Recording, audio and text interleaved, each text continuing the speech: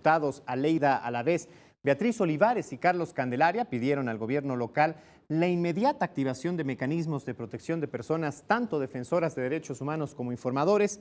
Señalaron que es fundamental proteger a quienes ejercen la libertad de expresión. Por su parte, el presidente de la Comisión de Gobierno de la Asamblea Legislativa, Leonel Luna, reiteró que dicho mecanismo opera en la Ciudad de México y representa una alternativa de apoyo para atender a cualquier defensor de derechos humanos, periodista, colaborador periodístico, sin importar su residencia o si se encuentra en tránsito aquí en la capital.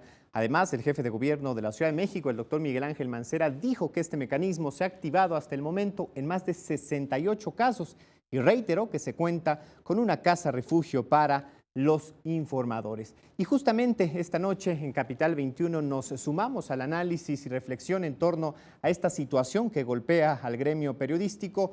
Prensa silenciada es el título de esta noche para la mesa de opinión. Nos acompañarán Balbina Flores, de Reporteros Sin Fronteras en México, Marco Lara Clar, así como Antonio Martínez Velázquez y Pablo Pérez, corresponsal de Hispano Post. A partir de las 22 horas, súmese a esta conversación.